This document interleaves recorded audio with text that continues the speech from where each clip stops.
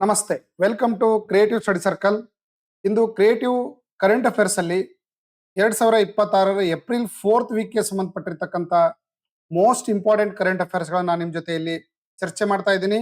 ಇಲ್ಲಿ current affairs MCQಗಳ ಜೊತೆ ಅದಕ್ಕೆ ಸಂಬಂಧಪಟ್ಟಿರ್ತಕ್ಕಂಥ ಮಾಹಿತಿಯನ್ನು ಎಕ್ಸ್ಪ್ಲೈನ್ ಮಾಡ್ತಾ ಇರೋದ್ರಿಂದ ನಿಮಗೆ ಯಾವುದೇ national level or state level ಇರ್ತಕ್ಕಂಥ ಯಾವುದೇ ಒಂದು ಪರೀಕ್ಷೆಗಳನ್ನ ನೀವು ಎದುರಿಸಬಹುದು.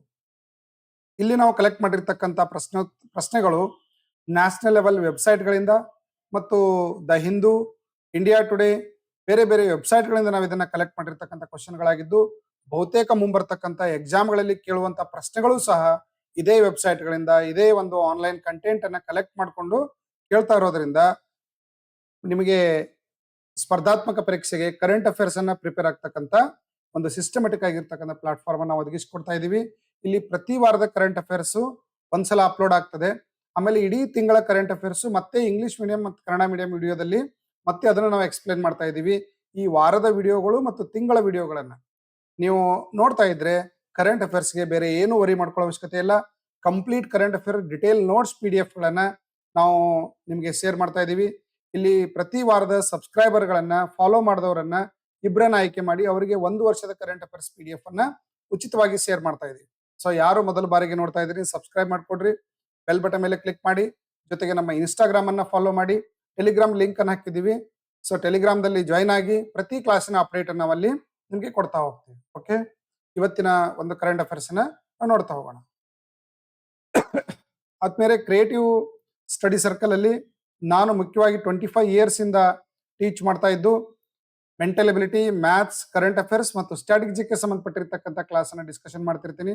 ಪ್ರತಿದಿನ ನಮ್ಮ ಇನ್ಸ್ಟಾಗ್ರಾಮ್ ಅಲ್ಲಿ, ಯೂಟ್ಯೂಬ್ ಅಲ್ಲಿ, ಟೆಲಿಗ್ರಾಮ್ದಲ್ಲಿ ಇವೆಲ್ಲ ಕ್ಲಾಸ್ಗಳ PDF ಅನ್ನ ಶೇರ್ ಮಾಡ್ತಿರ್ತೀವಿ.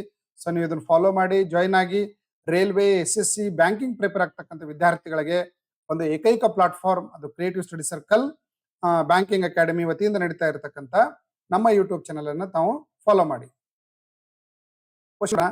ಇತ್ತೀಚೆಗೆ ರಾಮ್ಸರ್ ಸೈಟ್ ಎಂದು ಘೋಷಿಸಲ್ಪಟ್ಟ ಸೇಕಾಜಿಲ್ ಉತ್ತರ ಪ್ರದೇಶದ ಯಾವ ಜಿಲ್ಲೆಯಲ್ಲಿದೆ? ಸೊ ಆಯ್ಕೆಗಳಿದೆ ನೋಡ್ರಿ 4: ಲಕ್ನೌ, ಅಲಿಗಢ್, ವಾರಣಾಸಿ ಮತ್ತು ಕಾನ್ಪುರ್. ಸೊ ಈ 4 ಆಯ್ಕೆಗಳಲ್ಲಿ ಸರಿಯಾದ ಆನ್ಸರ್ ಯಾವುದು ಅಂತಂದ್ರೆ ಅಲಿಗಢ್. ನೋಡ್ರಿ, ಉತ್ತರ ಪ್ರದೇಶದ ಅಲಿಗಢ್ ಜಿಲ್ಲೆಯಲ್ಲಿ ಇತ್ತೀಚೆಗೆ ಒಂದು ಹೊಸ ರಾಮ್ಸರ್ ತಾಣವನ್ನ ಘೋಷಣೆ ಮಾಡಲಾಗಿದೆ. ಅದಕ್ಕೇನು ಆ ಒಂದು ರಾಮ್ಸರ್ ತಾಣಕ್ಕೆ ಏನು ಹೆಸರಿದೆ ಅಂತಂದ್ರೆ ಸೇಕಾಜಿಲ್ ಅಂತ ಕರಿತೀವಿ. ರಾಮ್ಸರ್ ಅನ್ನೋದು ಏನಪ್ಪಾ ಅಂದ್ರ ಜೌಗು ಪ್ರದೇಶ ಅಂತ ಕರೀತಾರೆ. ಇದಕ್ಕೆ ಇನ್ನೊಂದು ಹೆಸರು ಏನ್ ಕರೀತಾರೆ? ಇದಕ್ಕೆ ಜೌಗು ಪ್ರದೇಶ, ಅಥವಾ ಇನ್ನೊಂದು ಹೆಸರು ಇದಕ್ಕೆ ವೆಟ್ಲ್ಯಾಂಡ್ ಅಂತ ಕರೀತಾರೆ. ಇಂಗ್ಲಿಷ್ ಅಲ್ಲಿ ಏನ್ ಕರೀತಾರೆ? ಇದಕ್ಕೆ ವೆಟ್ಲ್ಯಾಂಡ್. ಈ ವೆಟ್ಲ್ಯಾಂಡ್ ಗಳಲ್ಲಿ ಏನ್ ಮುಖ್ಯವಾಗಿ ಇವುಗಳನ್ನ ಯಾಕೆ ನಾವು ಸಂರಕ್ಷಣೆ ಮಾಡಬೇಕು ಅಂತಂದ್ರೆ ಇಲ್ಲಿ ಆ ಬಹಳ ಅವಧಿಯವರೆಗೆ ತಗ್ಗು ಪ್ರದೇಶದಲ್ಲಿ ನೀರು ನಿಂತಿರ್ತದೆ, ಕೆರೆ ಆದಂಗ ಆಗಿರ್ತದೆ. ಈ ಜೌಗು ಪ್ರದೇಶದಲ್ಲಿ ಅನೇಕ ಜೀವ ಸಂಕುಲಗಳಲ್ಲಿ ವಾಸ ಮಾಡಿರೋದ್ರಿಂದ ಆ ಜೀವ ಸಂಕುಲಗಳ ಉಳಿಕೆಗಾಗಿ ಅವುಗಳಿಗೆ ತೊಂದರೆ ಆಗದಂತೆ ಈ ಒಂದು ರಾಮ್ಸರ್ ತಾಣಗಳನ್ನ ಘೋಷಣೆ ಮಾಡ್ತಾರೆ. ಅವುಗಳಿಗೆ ರಾಮ್ಸರ್ ತಾಣ ಅಂತ ಹೇಳಿ ಹೆಸರಿಸಲಾಗಿದೆ. ಇದು ಮುಖ್ಯವಾಗಿ ಪರಿಸರ ಸಂರಕ್ಷಣೆ ಮತ್ತು ಜೀವ ಸಂಕುಲಗಳ ಉಳಿಕೆಗಾಗಿ ಮಾನವ ಮಾಡ್ತಕ್ಕಂಥ ಒಂದು ಪ್ರಯತ್ನ ಇದು. ಇಂಥ ಒಂದು ಸೇಕಾಜಿಲ್ ಪ್ರದೇಶದಲ್ಲಿ ವಲಸೆ ಹಕ್ಕಿಗಳು ಬಂದು ಅಲ್ಲಿ ತಮ್ಮ ಸಂತಾನೋತ್ಪತ್ತಿಯನ್ನ ಮಾಡೋದ್ರ ಮೂಲಕ ಈ ಜೀವ ವೈವಿಧ್ಯತೆಯನ್ನ ಕಾಪಾಡಲಿಕ್ಕೆ ರಾಮ್ಸರ್ ತಾಣಗಳನ್ನ ಘೋಷಣೆ ಮಾಡಿದೆ. ಇದು ಭಾರತದ 99ನೇ ರಾಮ್ಸರ್ ತಾಣ ಅಂತ ಕರೆಯಲಾಗ್ತದೆ. ರಾಮ್ಸರ್ ಅಂದ್ರೆ ಏನು ನೋಡ್ರಿ, ರಾಮ್ಸರ್ ಯಾಕೆ ಅದಕ್ಕೆ ಹೆಸರು ಬತ್ತು ವೆಟ್ಲ್ಯಾಂಡ್ ಗಳಿಗೆ ಅಂತಂದ್ರೆ 1971ರಲ್ಲಿ ಇರಾನಿನ ರಾಮ್ಸರ್ ಎಂಬಲ್ಲಿ ಏನ್ ಮಾಡಿದ್ರು ಅಂತಂದ್ರೆ ಅಂತಾರಾಷ್ಟ್ರೀಯ ಮಟ್ಟದ ಸಮಾವೇಶವನ್ನು ನಡೆದು ಇಂಥ ಜೌಗು ಪ್ರದೇಶಗಳ ಲಿಸ್ಟ್ ಅನ್ನ ಪ್ರತಿ ವರ್ಷ ಅನೌನ್ಸ್ ಮಾಡ್ಲಾಗ್ತಾ ಇದೆ.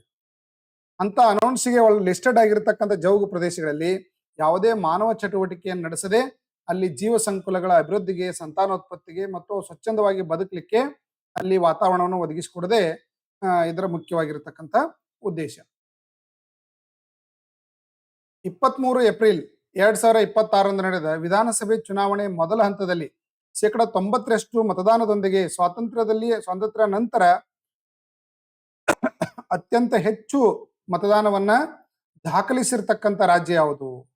ಆಪ್ಷನ್ ತಮಿಳುನಾಡು, ಪಶ್ಚಿಮ ಬಂಗಾಳ, ಕೇರಳ, ಅಸ್ಸಾಂ. ಕರೆಕ್ಟ್ ಆನ್ಸರ್ ಯಾವ್ದಂದ್ರೆ ಪಶ್ಚಿಮ ಬಂಗಾಳ. ಇತ್ತೀಚೆಗೆ 5 ರಾಜ್ಯಗಳಲ್ಲಿ ಸಾರ್ವತ್ರಿಕ ಚುನಾವಣೆ ನಡೀತು. ಮೊದಲನೇದಾಗಿ ತಮಿಳುನಾಡಲ್ಲಿ ನಡೀತು, ಕೇರಳದಲ್ಲಿ ನಡೀತು, ಆಮೇಲೆ ಅಸ್ಸಾಂ ಅಲ್ಲಿ ನಡೀತು, ಪಶ್ಚಿಮ ಬಂಗಾಳದಲ್ಲಿ ನಡೀತು, ಇನ್ನೊಂದು ಪಾಂಡಿಚೇರಿಯಲ್ಲಿ. ಈ 5 ರಾಜ್ಯಗಳಲ್ಲಿ ಸಾರ್ವತ್ರಿಕ ಚುನಾವಣೆ ನಡೆಯೋದ್ರ ಮೂಲಕ ಪಶ್ಚಿಮ ಬಂಗಾಳದಲ್ಲಿ ಅಭೂತಪೂರ್ವವಾಗಿರ್ತಕ್ಕಂಥ ಗೆಲುವು ಬಿಜೆಪಿಗೆ ಬಂತು. ಇದರಲ್ಲಿ ಮುಖ್ಯವಾಗಿ ಕಾರಣ ಏನಂತಂದ್ರೆ 92.72% ಮತದಾರರು ಈ ಬಾರಿ ಮತವನ್ನ ಚಲಾಯಿಸಿದ್ರು. ಅದಾದ ನಂತರ ತಮಿಳುನಾಡಿನಲ್ಲಿಯೂ ಸಹ ಈ ಬಾರಿ ಅತಿ ಹೆಚ್ಚು ಮತದಾನ ಆಗಿದ್ದು 85.14% ಮತದಾನವಾಗಿದೆ. ಸೊ ಹೀಗಾಗಿ ಆ ಒಂದು ಅಭೂತಪೂರ್ವವಾಗಿರ್ತಕ್ಕಂಥ ಫಲಿತಾಂಶ ತಂದು ಕೊಡುವಲ್ಲಿ ಹೊಸ ಮತದಾರರು ಪ್ರಮುಖ ಪಾತ್ರವನ್ನು ವಹಿಸಿದ್ದಾರೆ ಅಂತ ನಾವಿಲ್ಲಿ ಗಮನಿಸಬಹುದು. ಬಹಳ ಆನ್ಲೈನ್ ಇನ್ನೊಂದು ಕೇಳಬಹುದು ಇಲ್ಲಿ. ಪಶ್ಚಿಮ ಬಂಗಾಳದ ಹೊಸ ಸಿಎಂ ಆಗಿ ಯಾರು ಆಯ್ಕೆಯಾಗಿದ್ದಾರೆ ಅಂದ್ರೆ ಸುಮೇಂದು ಅಧಿಕಾರಿ. ಯಾರ್ರಿ? ಸುಮೇಂದು ಅಧಿಕಾರಿ ಅವರು ಪಶ್ಚಿಮ ಬಂಗಾಳದ ಸಿಎಂ ಆಗಿ ಇತ್ತೀಚೆಗೆ ಆಯ್ಕೆಯಾಗಿದ್ದಾರೆ. ಅಸ್ಸಾಂ ಅಲ್ಲಿ ಹೇಮಂತ ಬಿಸ್ವಾಸ್ ರೈಟ್ರಿ. ತಮಿಳುನಾಡಿನಲ್ಲಿ ಯುವ ನಟ ಅಲ್ಲಿ ಮುಖ್ಯಮಂತ್ರಿಯಾಗಿ ಆಯ್ಕೆಯಾಗಿದ್ದಾರೆ. ಅವ್ರು ಯಾರು ಅನ್ನೋದನ್ನ ನೀವು ಕಮೆಂಟ್ಸ್ ಅಲ್ಲಿ ತಿಳಿಸ್ಬೇಕು. ಭಾರತದ ಆನ್ಲೈನ್ ಗೇಮಿಂಗ್ ನಿಯಮಗಳು 2026 ಪ್ರಕಾರ ಮೇ 1, 2026 ಜಾರಿಗೆ ಬರುವಂತೆ ಆನ್ಲೈನ್ ಆಟಗಳನ್ನು ನಿಯಂತ್ರಿಸಲಿಕ್ಕೆ ಮತ್ತು ವರ್ಗೀಕರಿಸಲಿಕ್ಕೆ ಒಂದು ಹೊಸ ಪ್ರಾಧಿಕಾರವನ್ನ ಅಟಾನಮಸ್ ಆಗಿರತಕ್ಕಂತ ಒಂದು ಅಥಾರಿಟಿಯನ್ನ ಸ್ಥಾಪನೆ ಮಾಡಿದ್ದಾರೆ ಆನ್ಲೈನ್ ಕಂಟ್ರೋಲ್ ಮಾಡ್ಲಿಕ್ಕೆ. ಇದು ಮೇ 1 ಜಾರಿಗೆ ಬರ್ತದೆ. ಇದನ್ನು ಮೋಸ್ಟ್ ಇಂಪಾರ್ಟೆಂಟ್ ಇದೆ ನಿಮಗೆ. ಅದು ಯಾವ ಬೋರ್ಡ್ ಅನ್ನ ಸ್ಥಾಪನೆ ಮಾಡಿದ್ದಾರೆ? National digital gaming board, online gaming authority of India, telecom regulatory authority of India and security and exchange board of India. So correct answer ಯಾವ್ದತ್ತಂದ್ರೆ online gaming authority of India. ಇದು online gaming ಅನ್ನು ನಿಯಂತ್ರಣ ಮಾಡ್ತಕ್ಕಂಥ ಅಧಿಕೃತ permission ಕೊಡ್ತಕ್ಕಂಥ ಸಂಸ್ಥೆಯಾಗಿದ್ದು, ಇಂಥ ಅನಧಿಕೃತವಾಗಿರ್ತಕ್ಕಂಥ gaming ಅನ್ನ ಕಂಟ್ರೋಲ್ ಮಾಡ್ಲಿಕ್ಕೆ ಕೇಂದ್ರ ಸರ್ಕಾರ ಹೊಸ ಒಂದು ಕಾಯ್ದೆಯನ್ನು ಜಾರಿಗೆ ತಂದು ಆನ್ಲೈನ್ ಗೇಮಿಂಗ್ ಆಕ್ಟ್ ಅಂತ 2025 ಇದನ್ನು ಜಾರಿಗೆ ತಂದು ಪ್ರಚಾರ ಮತ್ತು ನಿಯಂತ್ರಣದ ಅಡಿಯಲ್ಲಿ ಆನ್ಲೈನ್ ಗೇಮಿಂಗ್ ಅನ್ನು ನಿಯಂತ್ರಿಸಲಿಕ್ಕೆ, ವರ್ಗೀಕರಿಸಲಿಕ್ಕೆ ಮತ್ತು ಅದನ್ನು ಮೇಲ್ವಿಚಾರಣೆ ಮಾಡಲಿಕ್ಕೆ ಮತ್ತು ಗ್ರಾಹಕರ ಸುರಕ್ಷತೆಯನ್ನು ಕಾಪಾಡಲಿಕ್ಕೆ ಮತ್ತು ಗೇಮಿಂಗ್ ಉದ್ಯಮವನ್ನು ಬೆಳವಣಿಗೆ ಮಾಡಲಿಕ್ಕೆ ಸರ್ಕಾರ ಮಾರ್ಗಸೂಚಿಯನ್ನ ಈ ಒಂದು ಅಥಾರಿಟಿ ಮೂಲಕ ನೀಡಿದೆ. ಅದನ್ನು ಪ್ರತಿಯೊಂದು ಆ ಗೇಮಿಂಗ್ ಸಂಸ್ಥೆ ಫಾಲೋ ಮಾಡಬೇಕಾಗ್ತದೆ. ಯಾವ ಸಂವಿಧಾನಿಕ ಬೆಳವಣಿಗೆ ನೆನಪಿಗಾಗಿ ಪ್ರತಿ ವರ್ಷ ಏಪ್ರಿಲ್ 24 ರಾಷ್ಟ್ರೀಯ ಪಂಚಾಯತ್ ರಾಜ್ ದಿನ ಅಂತೇಳಿ ಆಚರಣೆ ಮಾಡಲಾಗ್ತಾ ಇದೆ? 42ನೇ ತಿದ್ದುಪಡಿನೋ, 73ನೇ ಸಂವಿಧಾನಕ್ಕೆ ತಿದ್ದುಪಡಿ 1992, 74ನೇ ತಿದ್ದುಪಡಿ 1992, 86ನೇ ಸಂವಿಧಾನಕ್ಕೆ ತಿದ್ದುಪಡಿ. ಪ್ರತಿ ವರ್ಷ ಏಪ್ರಿಲ್ 24 ರಾಷ್ಟ್ರೀಯ ಪಂಚಾಯತ್ ರಾಜ್ ದಿನ ಅಂತೇಳಿ ಯಾಕೆ ಆಚರಣೆ ಮಾಡ್ತಾರೆ ಅಂದ್ರೆ ಸಂವಿಧಾನದ 73ನೇ ತಿದ್ದುಪಡಿ ಕಾಯ್ದೆ 1992 ಜಾರಿಗೆ ಬರುವುದರ ಮೂಲಕ ದೇಶಾದ್ಯಂತ ಏಕರೂಪ ಪಂಚಾಯತ್ ರಾಜ್ ವ್ಯವಸ್ಥೆಯನ್ನ ಜಾರಿಗೊಳಿಸಲಾಯಿತು. ಏಕರೂಪ ಪಂಚಾಯತ್ ರಾಜ್ ವ್ಯವಸ್ಥೆ ಅಂದ್ರೆ ಏನು? 3 ಹಂತದ ಪಂಚಾಯತ್ ರಾಜ್ ವ್ಯವಸ್ಥೆ, ಗ್ರಾಮ ಪಂಚಾಯತಿ, ತಾಲೂಕು ಪಂಚಾಯತಿ, ಜಿಲ್ಲಾ ಪಂಚಾಯತಿ ಅಂತ ಈ 3 ಹಂತದ ಪಂಚಾಯತಿಯನ್ನ ಇಡೀ ದೇಶಾದ್ಯಂತ ಏಕರೂಪವಾಗಿ ಜಾರಿಗೆ ತರತಕ್ಕಂತ ಒಂದು ಯೋಜನೆಯಾಗಿದೆ. ಇದು ಸಂವಿಧಾನದ 40ನೇ ವಿಧಿಯಲ್ಲಿ, ಸಂವಿಧಾನದ ರಾಜ್ಯ ನೀತಿ ನಿರ್ದೇಶಕ ತತ್ವಗಡಿಯಲ್ಲಿ ಇತ್ತಿದು. ಅದನ್ನ ಸಂವಿಧಾನಾತ್ಮಕವಾಗಿ ತಿದ್ದುಪಡಿಯನ್ನು ಮಾಡಿ ಅಧಿಕೃತವಾಗಿ ದೇಶಾದ್ಯಂತ ಒಂದೇ ರೀತಿಯಾಗಿರತಕ್ಕಂತ ಸಂವಿಧಾನಗಳನ್ನು ಜಾರಿಗೆ ತಂತು. ಹೀಗೆ ಪಂಚಾಯತಿಗಳನ್ನ ಮೊಟ್ಟ ಮೊದಲು ಸ್ಥಾಪನೆ ಮಾಡಿದ ರಾಜ್ಯ ಯಾವುದು ಅಂತ ಕೇಳಿದ್ರಂದ್ರೆ ರಾಜಸ್ಥಾನ್. 73ನೇ ತಿದ್ದುಪಡಿ ಮೂಲಕ ಮೊಟ್ಟ ಮೊದಲು ಪಂಚಾಯತ್ ರಾಜ್ ವ್ಯವಸ್ಥೆಯನ್ನು ಜಾರಿಗೊಳಿಸಿದ ರಾಜ್ಯ ಯಾವುದು ಅಂತ ಕೇಳಿದ್ರಂದ್ರೆ ಕರ್ನಾಟಕ. ಇದು ನಿಮ್ಗೆ ಗೊತ್ತಿರಲಿ. ನೋಡಿ, ಕ್ವಶನ್ ಹೆಂಗ್ ಕೇಳ್ತಾರೆ, 73ನೇ ತಿದ್ದುಪಡಿ ಮೂಲಕ ಮೊದಲು ಜಾರಿಗೊಳಿಸಿದ ರಾಜ್ಯ ಕರ್ನಾಟಕ ಆದ್ರೆ ದೇಶದಲ್ಲಿ ಮೊಟ್ಟ ಮೊದಲು ಪಂಚಾಯತಿಯನ್ನ ಜಾರಿಗೆ ತಂದಿರತಕ್ಕಂತ ರಾಜ್ಯ ಯಾವ್ದಂದ್ರೆ ರಾಜಸ್ಥಾನ್ ಅಂತ ಹೇಳೋದನ್ನ ಗುರುತಿಸಬಹುದು. 142.195 ಕಿಲೋಮೀಟರ್ನಷ್ಟು ಪ್ರಮಾಣಿತ ಮ್ಯಾರಥಾನ್ ದೂರವನ್ನ ಯಾವ ಇವೆಂಟ್ ನಲ್ಲಿ ನಿಗದಿಪಡಿಸಲಾಗಿದೆ?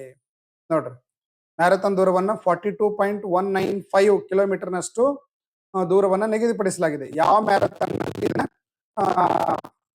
ಮಾಡಲಾಯಿತು? ಮ್ಯಾರಥಾನ್ ಓಟ ಅಂದ್ರೆ ಎಷ್ಟು ಇರ್ತಂತ ನಾಳೆ ಕ್ವಶನ್ ಬಂತಂದ್ರೆ 42.195 ಕಿಲೋಮೀಟರ್ ಅಂತ ಹೇಳ್ಬೋದು. ಸೊ ಕರೆಕ್ಟ್ ಆನ್ಸರ್ ಯಾವ್ದಂದ್ರೆ ಆಪ್ಷನ್ ಬಿ, ಲಂಡನ್ ಒಲಿಂಪಿಕ್ಸ್ ನಲ್ಲಿ ಈ ಮ್ಯಾರಥಾನ್ ಓಟದ ದೂರವನ್ನ ಫಿಕ್ಸ್ ಮಾಡಲಾಯಿತು. ಈ ನಾಳೆ ಕ್ವಶನ್ ಬರ್ಬೋದು, ಮ್ಯಾರಥಾನ್ ಲೆಂತ್ ಎಷ್ಟು, ದೂರ ಎಷ್ಟು ಅಂತ ಕೇಳಿದ್ರಂದ್ರೆ 42.195 ಕಿಲೋಮೀಟರ್ ಅಂತ ನಾವು ಇದನ್ನ ಗುರುತಿಸಬಹುದು. ನೆಕ್ಸ್ಟ್,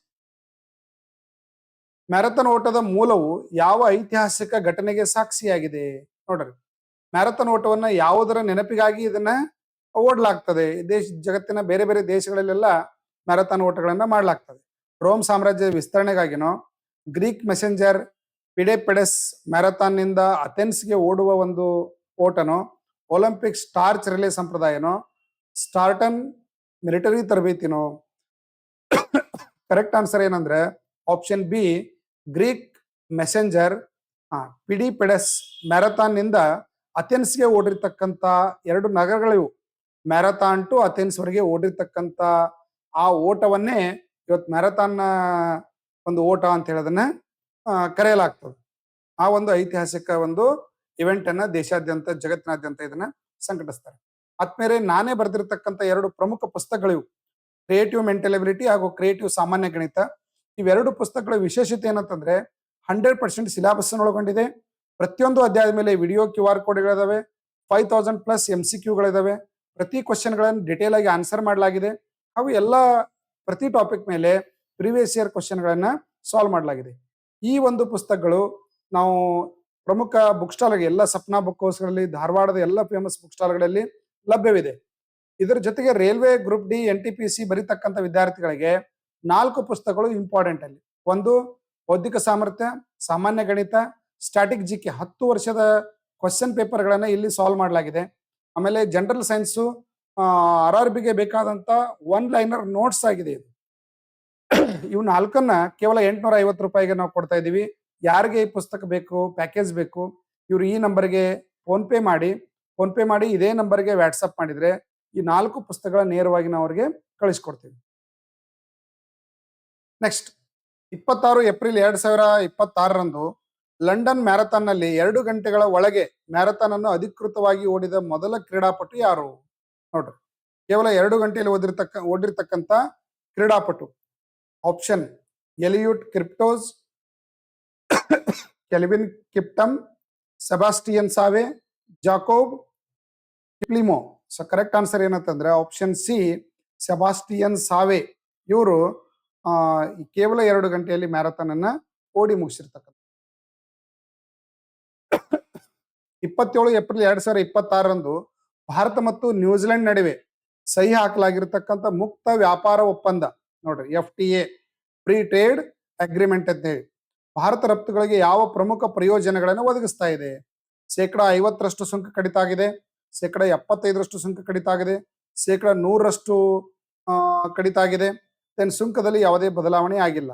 ಸೊ ಕರೆಕ್ಟ್ ಆನ್ಸರ್ ಯಾವುದು ಅಂತಂದ್ರೆ ಆಪ್ಷನ್ ಸಿ, 100% ಯಾವುದೇ ರೀತಿ ತೆರಿಗೆ ಇಲ್ಲದೇನೆ, ಆಮದು ರಫ್ತು ತೆರಿಗೆ ಇಲ್ಲದೇನೆ 100% ಸುಂಕ ಮುಕ್ತವಾಗಿ ಭಾರತ ಮತ್ತು ನ್ಯೂಜಿಲೆಂಡ್ ನಡುವೆ ಈ ಒಪ್ಪಂದವನ್ನ ಮಾಡಲಾಗಿದೆ. ಇದರಿಂದ ಭಾರತೀಯ ಉತ್ಪನ್ನಗಳಿಗೆ ನ್ಯೂಜಿಲೆಂಡ್ ಅಲ್ಲಿ ಅಪಾರವಾಗಿರತಕ್ಕಂಥ ಮಾರುಕಟ್ಟೆ ಲಭ್ಯವಾಗ್ತಾ ಇದೆ. ಇದರಿಂದ ಭಾರತ ವಿದೇಶಿ ವ್ಯಾಪಾರವು ಸಹ ಪ್ರಗತಿ ಹೊಂದಲಿಕ್ಕೆ ಇದು ಪ್ರಮುಖ ಪಾತ್ರ ವಹಿಸಿದೆ ಅಂತ ಹೇಳ್ಬೋದು. ನೆಕ್ಸ್ಟ್, ಏಪ್ರಿಲ್ 26ರಲ್ಲಿ ಉದ್ಘಾಟಿಸಲಾದ ಉತ್ತರ ಪ್ರದೇಶದ ಅತಿ ಉದ್ದದ ಎಕ್ಸ್ಪ್ರೆಸ್ ವೇ ಯಾವುದು? ಗಂಗಾ ಎಕ್ಸ್ಪ್ರೆಸ್ ವೇ ಯಾವ 2 ನಗರಗಳ ನಡುವೆ ಸಂಪರ್ಕವನ್ನು ಕಲ್ಪಿಸ್ತದ? ಗಂಗಾ ಎಕ್ಸ್ಪ್ರೆಸ್ ವೇ ಇತ್ತೀಚೆಗೆ ಅದನ್ನ ಉದ್ಘಾಟನೆ ಮಾಡಲಾಯಿತು. ಲಕ್ನೋ ಮತ್ತು ವಾರಣಾಸಿ ನಡುವೆ, ಮೀರತ್ ಮತ್ತು ಪ್ರಯಾಗ್ರಾಜ್ ನೋಯ್ಡಾ ನಡುವೆ, ಗೋರಖ್ಪುರ್ ನೋಯ್ಡಾ ನಡುವೆ, ಕಾನ್ಪುರ್ ಮತ್ತು ಆಗ್ರಾ ನಡುವೆ. ಸೊ ಕರೆಕ್ಟ್ ಆನ್ಸರ್ ಏನಂತಂದ್ರ ಮೀರತ್ ಮತ್ತು ಪ್ರಯಾಗ್ರಾಜ್ ನಡುವೆ ಸಂಪರ್ಕ ಕಲ್ಪಿಸ್ತಕ್ಕಂಥ ಈ ಒಂದು ಎಕ್ಸ್ಪ್ರೆಸ್ ವೇ 594 ಕಿಲೋಮೀಟರ್ ಉದ್ದ ಇದೆ. ಇದು ಉತ್ತರ ಪ್ರದೇಶದ ಮೀರತ್ತಿಂದ ಪ್ರಯಾಗ್ರಾಜ್ ವರೆಗೆ ನೋಡ್ರಿ ಸಂಪರ್ಕವನ್ನ ಕಲ್ಪಿಸ್ತಿದ್ದು, ಇದು ಬಹಳಷ್ಟು ಸಮಯ ಮತ್ತು ಸುರಕ್ಷತೆಗೆ ಹೆಚ್ಚು ಒತ್ತನ್ನು ನೀಡಲಾಗ್ತಾ ಇದೆ.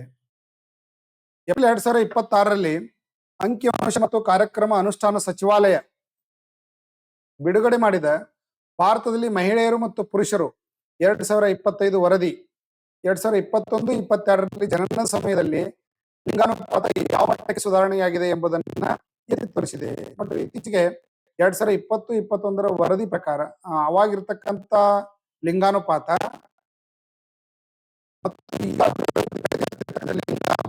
ಎಷ್ಟು ಅನ್ನೋದನ್ನ ಇಂಪ್ರೂವ್ಮೆಂಟ್ ಆಗಿದ್ದನ್ನ ತೋರಿಸ್ತಾ ಇದೆ. ಸೊ ಯಾವುದು ಸರಿಯಾದ ಆನ್ಸರ್ ಅಂತ ಹೇಳ್ಬೋದು? Option C, 917. ಅಂಕಿಅಂಶ ಮತ್ತು ಕಾರ್ಯಕ್ರಮ ಅನುಷ್ಠಾನ ಸಚಿವಾಲಯ 29 2000 ಏಪ್ರಿಲ್ರಲ್ಲಿ ಮಹಿಳೆಯರು ಮತ್ತು ಪುರುಷರ 2025 ಒಂದು ಆವೃತ್ತಿಯನ್ನ ಬಿಡುಗಡೆ ಮಾಡ್ತು. ಮಹಿಳಾ ಮತ್ತು ಪುರುಷರ ಲಿಂಗಾನುಪಾತ, ಸೆಕ್ಸ್ ರೇಷಿಯೋ. ಇದರಲ್ಲಿ ಜನನ ಸಮಯದಲ್ಲಿರ್ತಕ್ಕಂಥ ಮಕ್ಕಳ ಲಿಂಗಾನುಪಾತವನ್ನು ನೋಡಿದಾಗ 2017-18 ಬೇಸ್ ಇಯರ್ದಲ್ಲಿ 904 ಇದ್ರೆ ಈಗ ಎಷ್ಟಾಗಿದೆ? 917 ಇದೆ 21-23ಕ್ಕೆ. ಹೀಗಾಗಿ ಲಿಂಗಾನುಪಾತ ಬಹಳಷ್ಟು ಸಮಾನತೆಯನ್ನ, ಸಮತೋಲನವನ್ನ ಸಾಧಿಸಿದೆ ಅಂತ ಹೇಳ್ಬೋದು. ಲಿಂಗಾನುಪಾತ ಅಂದ್ರೆ ಏನು? ಪ್ರತಿ 1000 ಪುರುಷರಿಗೆ ಇರತಕ್ಕಂತ ಸ್ತ್ರೀಯರ ಪ್ರಮಾಣ. ಇದು ಮೊದಲು ಎಷ್ಟಿತ್ತು? ಮಕ್ಕಳ ಒಂದು ಜನನ ಸಮಯದ ಲಿಂಗಾನುಪಾತ 904 ಇತ್ತು. ಈಗ ಎಷ್ಟಾಗಿದೆ? 917 ಆಗಿದೆ. ಸೊ ಹಂಗಾಗಿ ಆ ಲಿಂಗಾನುಪಾತ ಸ್ವಲ್ಪ ಪ್ರಮಾಣದಲ್ಲಿ ಸುಧಾರಣೆ ಆಗಿದೆ ಅನ್ನೋದನ್ನ ಗಮನಿಸಬಹುದು. ಯಾವ ರಾಜ್ಯದಲ್ಲಿ ಸ್ಟೌರಾಂಥೆರಾ ಅರಿಯೋಗ್ಲೋಸಾ ಎಂಬ ಹೊಸ ಸಸ್ಯ ಪ್ರಭೇದವನ್ನ ಇತ್ತೀಚೆಗೆ ಪತ್ತೆ ಮಾಡಲಾಗಿದೆ? ಯಾವ್ದ್ರಿ? ಸ್ಟೌರಾಂಥೆರಾ ಅರಿಯೋಗ್ಲೋಸಾ ಸಸ್ಯ ಪ್ರಭೇದವನ್ನ ಇತ್ತೀಚೆಗೆ ಪತ್ತೆ ಮಾಡಲಾಗಿದೆ. ಯಾವ ರಾಜ್ಯದಲ್ಲಿ? Arunachal Pradesh, Assam, Manipur, Tripura. So correct answer ಯಾವುದು ಅಂತಂದ್ರೆ ಅರುಣಾಚಲ ಪ್ರದೇಶದಲ್ಲಿ. ಅರುಣಾಚಲ ಪ್ರದೇಶದ ಸ್ಟೆರಾಂಥೆರಾ ಗ್ಲೋಸಾ ಎಂಬ ಹೊಸ ಸಸ್ಯ ಪ್ರಭೇದವನ್ನ ಪತ್ತೆ ಹಚ್ಚಲಾಗಿದ್ದು, ಇದು ಕಾಮ್ಲೆ ಮತ್ತು ಸುಬನ್ಸಿರಿ ಜಿಲ್ಲೆಗಳಲ್ಲಿ, ಮುಖ್ಯವಾಗಿ ಎತ್ತರದ ನಿತ್ಯ ಹರಿದ್ವರ್ಣ ಕಾಡು ಪ್ರದೇಶದಲ್ಲಿ ಇಂಥ ಒಂದು ಸಸ್ಯವರ್ಗ ಕಂಡು ಬರ್ತಾ ಇದ್ದು, ಮುಖ್ಯವಾಗಿ ನದಿಗಳ ಜೌಗು ಪ್ರದೇಶಗಳು, ತೊರೆಗಳು ಇರತಕ್ಕಂತ ಪ್ರದೇಶದಲ್ಲಿ ಒದ್ದ ಬಂಡೆಗಳ ಮೇಲೆ ಇಂಥ ಒಂದು ಗಿಡಮೂಲಿಕೆ ಒಂದು ಸಸ್ಯವರ್ಗ ಇದು ಕಂಡು ಬರ್ತದೆ. ಇದು ವಿಶಿಷ್ಟವಾಗಿ ಮೊದಲ ಬಾರಿಗೆ ಕಂಡು ಬಂದಿರತಕ್ಕಂತ ಒಂದು ಸಸ್ಯ ಪ್ರಭೇದ ಅಂತ ಹೇಳಿದನ್ನ ಗುರುತಿಸಲಾಗ್ತದೆ. ನೆಕ್ಸ್ಟ್, ಟ್ರಕ್ ಮೌಂಟೆಡ್ ಅಟೆನ್ಯೂಯೇಟರ್ಗಳ ಬಳಕೆಯನ್ನು ಯಾವ ಸಚಿವಾಲಯ ಇತ್ತೀಚೆಗೆ ಪ್ರಕಟಿಸಿದೆ? ಟ್ರಕ್ ಮೌಂಟೆಡ್ ಅಟೆನ್ಯೂಯೇಟರ್ ಗಳ ಬಳಕೆಯನ್ನ ಇತ್ತೀಚೆಗೆ ಯಾವ ಸಚಿವಾಲಯ ಪರಿಚಯಿಸಿದೆ? ರಕ್ಷಣಾ ಸಚಿವಾಲಯ, ಗೃಹ ವ್ಯವಹಾರ ಸಚಿವಾಲಯ, ಸಾರಿಗೆ ಮತ್ತು ಹೆದ್ದಾರಿ ಸಚಿವಾಲಯ, ಬೃಹತ್ ಕೈಗಾರಿಕೆ ಸಚಿವಾಲಯ.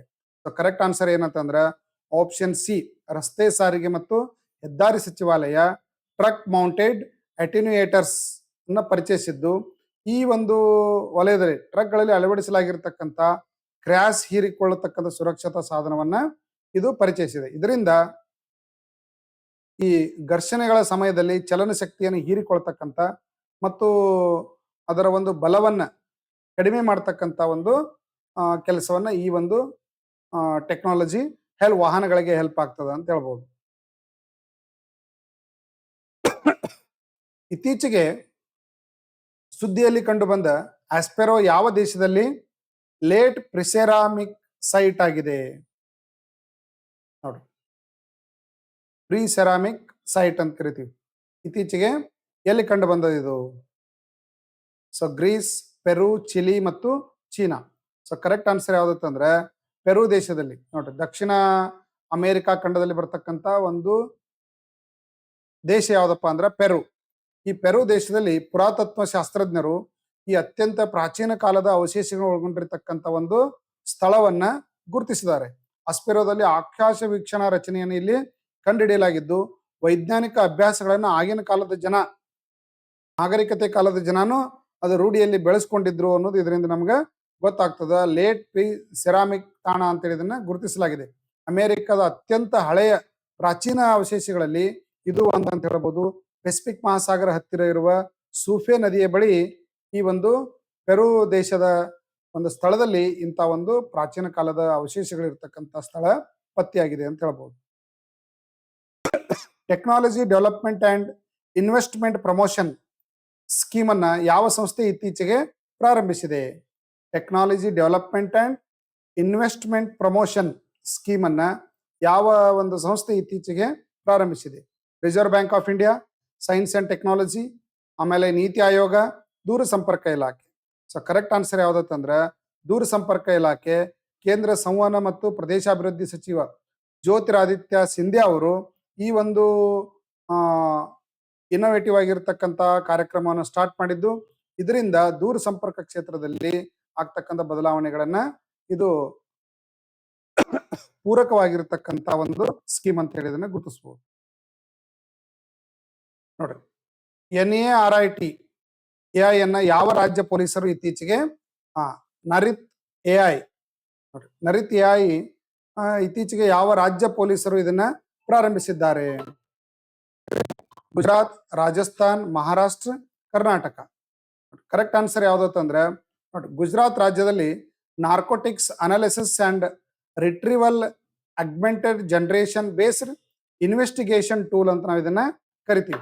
ಸೊ ಇದರಿಂದ ಏನಾಗ್ತದೆ ಅಂತಂದ್ರೆ ಮಾದಕ ವಸ್ತುಗಳ ಪ್ರಕರಣಗಳನ್ನ ಪತ್ತೆ ಹಚ್ಚಿ ಕೃತಕ ಬುದ್ಧಿಮತ್ತೆ ಮೂಲಕ ಅದನ್ನು ವಿಶ್ಲೇಷಿಸಿ ಸೂಕ್ತ ಮುನ್ನೆಚ್ಚರಿಕೆ ಕ್ರಮಗಳನ್ನು ತೆಗೆದುಕೊಳ್ತಕ್ಕಂತ ಒಂದು ಸಜೆಷನ್ಸ್ ಅನ್ನ ಈ ಒಂದು AI ಮೂಲಕ ಮಾಡಲಾಗ್ತಾ ಇದೆ. ಇದರಿಂದ ಈ ಕಾಯ್ದೆಯಡಿ ಈ ಯಾವುದು ಡ್ರಗ್ಸ್ ಒಂದು ಸಪ್ಲೈ ಚೈನ್ ಅನ್ನ ಬ್ರೇಕ್ ಮಾಡಲಿಕ್ಕೆ ಅನುಕೂಲ ಆಗ್ತಕ್ಕಂಥ ಟೆಕ್ನಾಲಜಿ ಇಲ್ಲಿದೆ ಅಂತ ಹೇಳ್ಬೋದು. ಇತ್ತೀಚೆಗೆ ಸುದ್ದಿಯಲ್ಲಿ ಕಂಡು ಬಂದ ಸ್ಯಾಂಟಿಯಾಗೋ ಈಟೋ ಜ್ವಾಲಾಮುಖಿ ಯಾವ ದೇಶದಲ್ಲಿದೆ? ನೋಡ್ರಿ, ಸ್ಯಾಂಟಿಯಾಗೋ ಈಟೋ ಜ್ವಾಲಾಮುಖಿ ಇತ್ತೀಚೆಗೆ ಸುದ್ದಿಯಲ್ಲಿ ಕಂಡು ಬಂದದ್ದು ಯಾವ ದೇಶದಲ್ಲಿ ಇದು ಕಂಡು ಬರ್ತದೆ? China, Malaysia, Guatemala, Indonesia. So correct answer ಯಾವ್ದಂದ್ರೆ ಗ್ವಾಟೆಮಾಲಾ.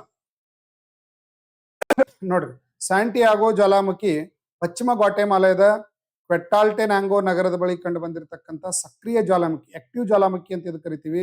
1902ರಲ್ಲಿ ಸಾಂಟಾ ಮಾರಿಯಾ ಜ್ವಾಲಾಮುಖಿ ಇಲ್ಲಿ ಸ್ಫೋಟ ಹೊಂದಿತ್ತು. ಸೊ ನಿರಂತರವಾಗಿ ಇದು ಸ್ಫೋಟ ಮಾಡ್ತಾ ಇರೋದ್ರಿಂದ ಇದು ನಾವೇನ್ ಕರಿತೀವಿ ಅಂದ್ರೆ ಜೀವಂತ ಜ್ವಾಲಾಮುಖಿ ಅಥವಾ ಆಕ್ಟಿವ್ ಜ್ವಾಲಾಮುಖಿ ಅಂತ ಹೇಳಿ ನಾವು ಇದನ್ನ ಕರಿತೀವಿ.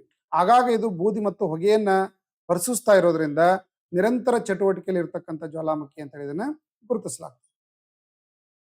ಲಿಮ್ನೋನೆಕ್ಟಸ್ ಮೊಟಿಜಿಲ್ ಎಂಬ ಹೊಸ ಕೋರೆ ಹಲ್ಲುಗಳ ಕಪ್ಪೆ ಪ್ರಭೇದವನ್ನು ಇತ್ತೀಚೆಗೆ ಯಾವ ರಾಜ್ಯದಲ್ಲಿ ಪತ್ತೆ ಹಚ್ಚಲಾಗಿದೆ?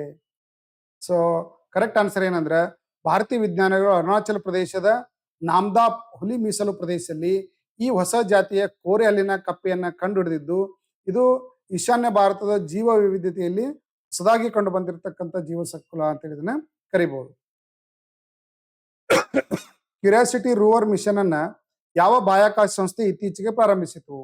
National aeronautical and space administration, China national space administration, European ಬಾಹ್ಯಾಕಾಶ ಸಂಸ್ಥೆ, ಜಪಾನ್ ಸ್ಪೇಸ್ ಏಜೆನ್ಸಿ ಜಕ್ಸಾ, ಅಮೆರಿಕದ್ದು ನಾಸಾ, ಆಮೇಲೆ ಚೀನಾದ್ದು CNAS, ರೈಟ್ರಿ, ಯುರೋಪಿಯನ್ದು ESA.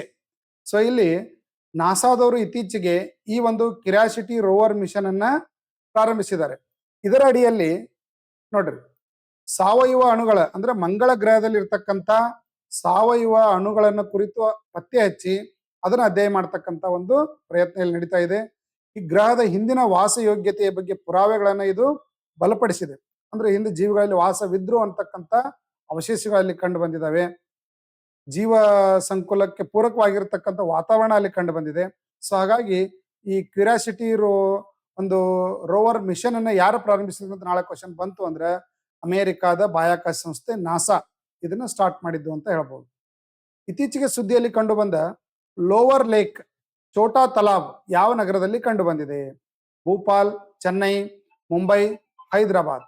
So correct answer ಯಾವ್ದಂದ್ರೆ ಇತ್ತೀಚೆಗೆ ಹಸಿರು ನ್ಯಾಯಮಂಡಳಿ ಈ ಒಂದು ಭೂಪಾಲ್ನಲ್ಲಿ ಕಂಡು ಬರ್ತಕ್ಕಂಥ ಸಣ್ಣ ಕೆರೆಯ ಮಾಲಿನ್ಯ ನಿಯಂತ್ರಣ ವರದಿಯನ್ನು ನೀಡಲಿಕ್ಕೆ ಮಾಲಿನ್ಯ ನಿಯಂತ್ರಣ ಮಂಡಳಿಗೆ ಸಲಹೆ ನೀಡಿದೆ.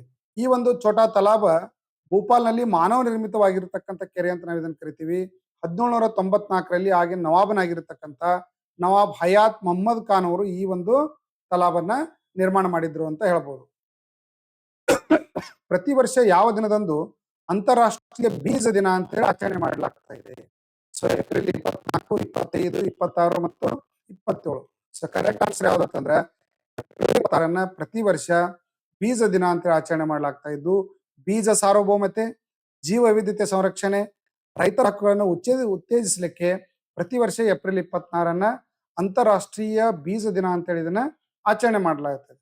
ಇದರಿಂದ ಹವಾಮಾನ ಬದಲಾವಣೆಗೆ ಮತ್ತು ಹವಾಮಾನ ಸ್ಥಿತಿಸ್ಥಾಪಕ ಬೀಜಗಳನ್ನು ಉತ್ಪಾದನೆ ಮಾಡಲಿಕ್ಕೆ ರೈತರಿಗೆ ಗಮನ ನೀಡಲು ಇಲ್ಲಿ ಇಲಾಖೆ ಸಹಕಾರವನ್ನು ನೀಡ್ತಾ ಇದೆ ಅಂತ ಹೇಳ್ಬೋದು. ಶ್ರೀವಿಲ್ಲಿಪುತ್ತೂರು ಮೇಘಮಲೈ ಹುಲಿ ಮೀಸಲು ಪ್ರದೇಶ ಯಾವ ರಾಜ್ಯದಲ್ಲಿ ಕಂಡು ಬರ್ತಾ ಇದೆ? ಶ್ರೀವಿಲ್ಲಿಪುತ್ತೂರು ಮೇಘಮಲೈ ಹುಲಿ ಮೀಸಲು ಪ್ರದೇಶ option A Orissa, Karnataka, Maharashtra, Tamil Nadu. So correct answer ಯಾವ್ದಂದ್ರೆ ನೋಡ್ರಿ, ಇತ್ತೀಚೆಗೆ ಶ್ರೀವಿಲ್ಲಿಪುತ್ತೂರು ಮೇಘಮಲೈ ಹುಲಿ ಮೀಸಲು ಪ್ರದೇಶ ಯಾಕೆ ಸುದ್ದಿ ಇಲ್ಲದಂದ್ರೆ ತಮಿಳುನಾಡಲ್ಲಿ ಏನು ಎಲೆಕ್ಷನ್ ನಡೀತಲ್ಲ, ಎಲೆಕ್ಷನ್ ನಡೆದ ಸಂದರ್ಭದಲ್ಲಿ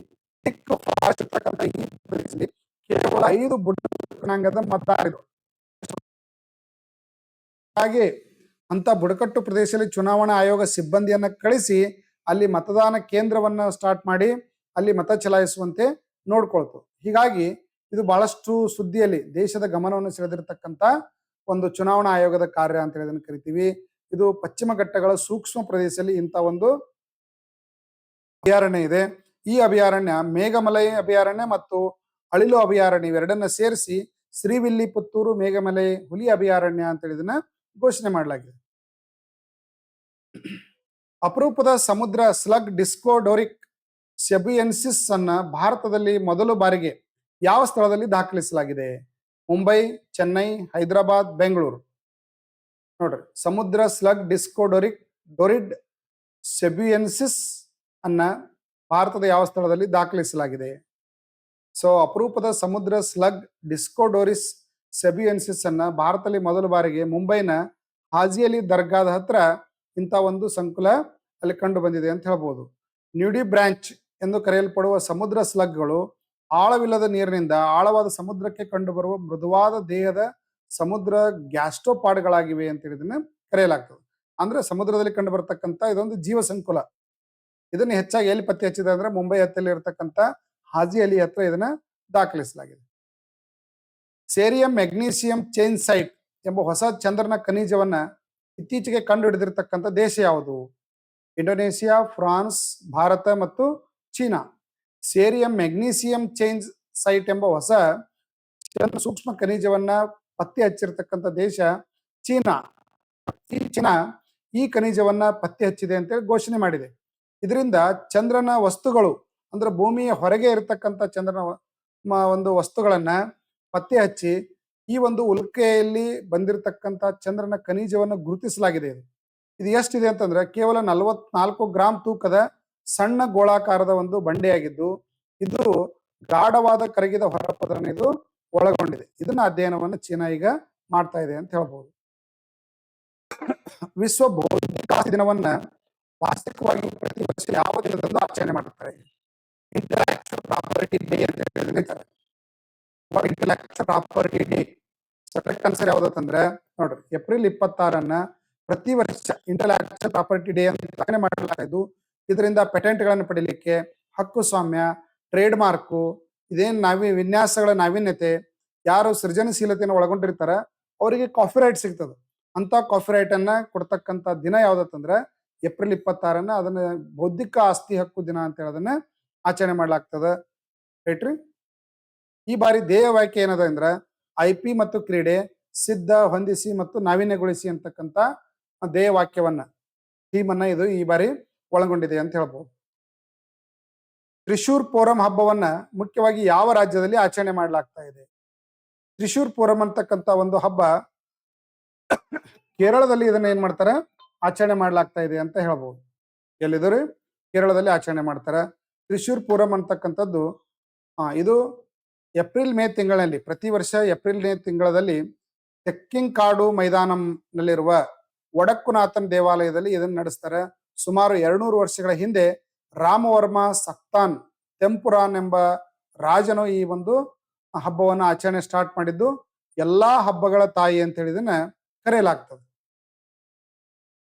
ಇತ್ತೀಚೆಗೆ ಸುದ್ದಿಯಲ್ಲಿ ಕಾಣಿಸಿಕೊಂಡ ಪುಷ್ಕರ್ ಮೇಮು ಕುರಾಜೆ ಎಂದರೇನು?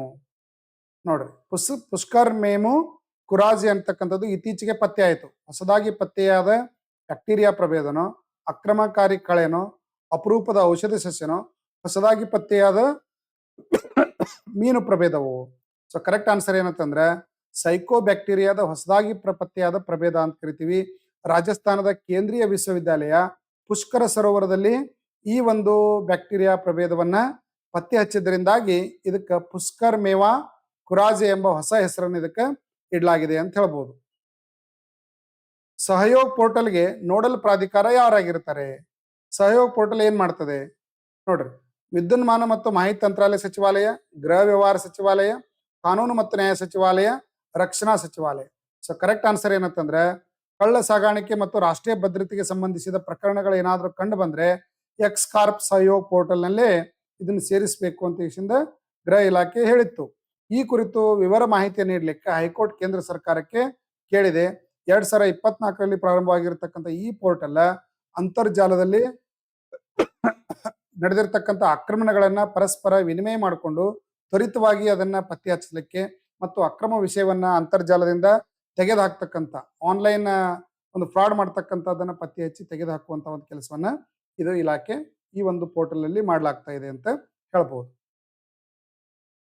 ಪ್ರಧಾನಮಂತ್ರಿ ರಾಷ್ಟ್ರೀಯ ಬಾಲ ಪುರಸ್ಕಾರವನ್ನ ಯಾವ ಸಚಿವಾಲಯ ನಿರ್ವಹಿಸುತ್ತದೆ? ಸೊ ಆನ್ಸರ್ ಯಾವ್ದತ್ತಂದ್ರ ಮಹಿಳಾ ಮತ್ತು ಮಕ್ಕಳ ಅಭಿವೃದ್ಧಿ ಸಚಿವಾಲಯ ಪ್ರತಿ ವರ್ಷ ಅದ್ಭುತ ಸಾಧನೆ ಮಾಡಿರ್ತಕ್ಕಂಥ ಮಕ್ಕಳಿಗೆ ಈ ಬಾಲ ಪುರಸ್ಕಾರನ ನೀಡಲಾಗ್ತಾ ಇದೆ. ಇದಕ್ಕೆ ಪ್ರಧಾನಮಂತ್ರಿ ಬಾಲ ಪುರಸ್ಕಾರ ಅಂತ ಹೇಳಿ ಇದನ್ನ ಕರೆಯಲಾಗ್ತಾ ಇದೆ. ಮಹಿಳಾ ಮತ್ತು ಮಕ್ಕಳ ಅಭಿವೃದ್ಧಿ ಸಚಿವಾಲಯ ಇದನ್ನ ನಿರ್ವಹಿಸ್ತದೆ ಅಂತ ಹೇಳ್ಬಹುದು. ಇತ್ತೀಚೆಗೆ ಸುದ್ದಿಯಲ್ಲಿ ಕಂಡು ಬಂದ ನೊಯಾಲ್ ನದಿ ಯಾವ ನದಿಯ ಉಪನದಿಯಾಗಿದೆ? ನೋಡ್ರಿ, ನೊಯಾಲ್ ನದಿ ಯಾವ Narmada, Krishna, Yamuna, Kaveri. So correct answer ಯಾವ್ದತ್ತಂದ್ರೆ ನೋಡ್ರಿ, ನೊಯಾಲ್ ನದಿ ಕಾವೇರಿ ನದಿಯ ಉಪನದಿಯಾಗಿದ್ದು ತಮಿಳುನಾಡಿನಲ್ಲಿ ಕಂಡು ಬರ್ತಾ ಇದೆ. ಇದು ವೆಲ್ಲಿಂಗಿರಿ ಬೆಟ್ಟಗಳಲ್ಲಿ ಸಣ್ಣ ಒಂದು ತೊರೆಗಳ ಮೂಲಕ ಇದು ಹರಿದು ಕೊನೆಗೆ ಕೊಯಮತ್ತೂರು, ತಿರುಪುರ ಮತ್ತು ಈರೋಡ್ ಜಿಲ್ಲೆಗಳ ಮೂಲಕ ಹಾಯ್ದು ಕಾವೇರಿ ನದಿಯನ್ನ ಇದು ಸೇರ್ತದ. ತಮಿಳುನಾಡಿನಲ್ಲಿ ಕಾವೇರಿ ನದಿಯ ಉಪನದಿ ಅಂತ ನಾವು ಇದನ್ನ ಗುರುತಿಸ್ತೀವಿ. ಇತ್ತೀಚೆಗೆ ಸುದ್ದಿಯಲ್ಲಿ ಕಂಡು ಬಂದ ಪಾಂಪೆ ನಗರ ಯಾವ ದೇಶದಲ್ಲಿದೆ? So Italy, Greece, Spain, Turkey. So correct answer ಯಾವ್ದತ್ತಂದ್ರೆ ಇಟಲಿ. ನೋಡ್ರಿ, ಇಟಲಿಯಲ್ಲಿ ಕಂಡು ಬರ್ತಕ್ಕಂಥ ಈ ಪಾಂಪೆ ನಗರ ನೋಡ್ರಿ, ಹಿಂದೆ ಮೌಂಟ್ ವೆಸಿವಿಯಸ್ ಅಂತಕ್ಕಂಥ ಒಂದು ಬೆಟ್ಟದ ತುದಿಯಲ್ಲಿ ತಳದಲ್ಲಿ ಇರ್ತಕ್ಕಂಥ ಒಂದು ಬುಡದಲ್ಲಿ ಇರ್ತಕ್ಕಂಥ ಒಂದು ನಗರ ಇದು. 6ನೇ ಶತಮಾನದಲ್ಲಿ ಇದನ್ನ ಸ್ಯಾಮನೆಟ್ ಅಂತಕ್ಕಂಥ ರಾಜರು ಏನ್ ಮಾಡಿದ್ರು, ಇದನ್ನ ಸ್ಥಾಪನೆ ಮಾಡಿದ್ರು. ಸಾಲಿವಾನ್ಸಕ್ಕೆ 79ರಲ್ಲಿ ವೆಸುವಿಯಸ್ ಒಂದು ಜ್ವಾಲಾಮುಖಿ ಸ್ಫೋಟಗೊಂಡು ಆ ಸ್ಫೋಟದ ತೀವ್ರತೆಗೆ ಜ್ವಾಲಾಮುಖಿ ಅವಶೇಷಗಳು ಇಡೀ ನಗರವನ್ನ ನಾಶಗೊಳಿಸಿ ಸಮಾಧಿ ಮಾಡಲಾಯಿತು. ಹೀಗೆ ಜ್ವಾಲಾಮುಖಿಯಿಂದ ಸುಟ್ಟು ಹೋಗಿರ್ತಕ್ಕಂಥ ನಗರ ಯಾವ್ದು ಕೇಳಿದ್ರೆ ಇಟಲಿಯ ಪಾಂಪೆ ನಗರ ಅಂತ ನಾವು ಇದನ್ನ ಕರಿತೀವಿ. ಆದ್ಮೇಲೆ ಈ ಒಂದು ಆಗಿರ್ಬೋದು, mental ability, maths, static GK complete ಎಲ್ಲ ಕೋರ್ಸ್ಗಳು ನಮ್ಮ ಯೂಟ್ಯೂಬ್ ಅಲ್ಲಿ ಲಭ್ಯ ಇದಾವೆ. ಅದ್ರ ಜೊತೆಗೆ ಫ್ರೀ ಡೈಲಿ ಕರೆಂಟ್ ಅಫೇರ್ಸ್ ಬರುತ್ತೆ. ಆಮೇಲೆ ಫ್ರೀ ಒಂದು ವೀಕ್ಲಿ ಮಾಕ್ ಟೆಸ್ಟ್ ಇರುತ್ತೆ. ಕ್ವಿಜಸ್ಗಳು ಫ್ರೀ ಇರ್ತವೆ. ಆಮೇಲೆ ಮಾಕ್ ಟೆಸ್ಟ್ಗಳು, ಆನ್ಲೈನ್ ಟೆಸ್ಟ್ಗಳನ್ನ 50% ಡಿಸ್ಕೌಂಟ್ ಅಲ್ಲಿ ನಾವು ಇದನ್ನ ಕೊಡ್ತಾ ಇದೀವಿ. ಜೊತೆಗೆ ಡೈಲಿ ಸ್ಟಡಿ ಡೋಸ್ಗಳು ನಾವು ಇದರಲ್ಲಿ ಕೊಡ್ತಾ ಇದೀವಿ. ಜೊತೆಗೆ ಆನ್ಲೈನ್ ಕೋರ್ಸ್ಗಳಿದಾವೆ, ಟೆಸ್ಟ್ಗಳಿದಾವೆ. ಸೊ ಈ ಒಂದು ಬೆನಿಫಿಟ್ ಅನ್ನ ಪಡೀರಿ. ಮತ್ತು ಅಡ್ಡಾ 247 ಕಂಟೆಂಟ್ ಪಾರ್ಟ್ನರ್ ಆಗಿರೋದ್ರಿಂದ ನ್ಯಾಷನಲ್ ಟೆಸ್ಟ್ಗಳು ಇದರಲ್ಲಿ ಸಿಗ್ತವೆ. ಯಾರು ಆನ್ಲೈನ್ ಪ್ರಿಪೇರ್ ಆಗ್ತಾ ಇದ್ದೀರಿ, ಹಿಂದಿ ಮತ್ತು ಇಂಗ್ಲಿಷ್ ಅಲ್ಲಿ ಇರ್ತಕ್ಕಂಥ ಈ ಟೆಸ್ಟ್ಗಳ ಒಂದು ಮ್ಯಾಗಿಲ್ ಕಾರ್ನರ್ದಲ್ಲಿ ನೀವು ಟ್ರಾನ್ಸ್ಲೇಟ್ ಅಂತ ಸೆಟ್ ಮಾಡಿ ಕನ್ನಡ ಸೆಟ್ ಮಾಡಿದ್ರೆ ಕಂಪ್ಲೀಟ್ ಏನಾಗ್ತದೆ ಅಂತಂದ್ರೆ ಇವೆಲ್ಲ ಟೆಸ್ಟ್ಗಳು ಕನ್ನಡ ಮೀಡಿಯಂದಲ್ಲಿ ನಿಮಗೆ ಸಿಗ್ತವೆ. 50% ಡಿಸ್ಕೌಂಟ್ ಆಫರ್ ನಡೀತಾ ಇರೋದ್ರಿಂದ ಆಪ್ ಅನ್ನ ಡೌನ್ಲೋಡ್ ಮಾಡ್ಕೊಂಡು ಡಿಸ್ಕ್ರಿಪ್ಷನ್ ದಲ್ಲಿ ಅದರ ಲಿಂಕ್ ಅನ್ನು ಹಾಕಿದೀವಿ. ಡೌನ್ಲೋಡ್ ಮಾಡ್ಕೊಂಡು ನೀವು ಟೆಸ್ಟ್ ಅನ್ನ ಒಂದು ಈ ಕೂಪನ್ ಕೋಡ್ ಅನ್ನ ಯೂಸ್ ಮಾಡಿದ್ರೆ ನಿಮಗೆ ಡಿಸ್ಕೌಂಟ್ ಸಿಗುತ್ತೆ. 1 ವರ್ಷವರೆಗೆ ನೀವು ಎನಿ ಟೈಮ್ ಎನಿವೇರ್ ಟೆಸ್ಟ್ ಅನ್ನ ಬರೀಬಹುದು. ಅದರ ಸೊಲ್ಯೂಷನ್ಸ್ ಎಲ್ಲ ಕನ್ನಡದಲ್ಲಿ ನಿಮಗೆ ಸಿಗ್ತದೆ. ಯಾರು ಮೊದಲ ಬಾರಿಗೆ ನೋಡ್ತಾರೆ, ನಮ್ಮ ಟೆಲಿಗ್ರಾಮ್ ಚಾನಲ್ಗೆ ಜಾಯ್ನ್ ಆಗಿ ಇವೆಲ್ಲ PDF ಗಳನ್ನ ಅದರಲ್ಲಿ ಶೇರ್ ಮಾಡ್ತಿರ್ತೀವಿ. ಮತ್ತು ಬ್ಯಾಂಕಿಂಗ್, SSC, ರೈಲ್ವೆಗೆ ವ್ಯವಸ್ಥಿತವಾದ ತರಬೇತಿ ಕೊಡ್ತಕ್ಕಂಥ ಸಂಸ್ಥೆ ಅದು creative study circle banking academy. Okay, thank you.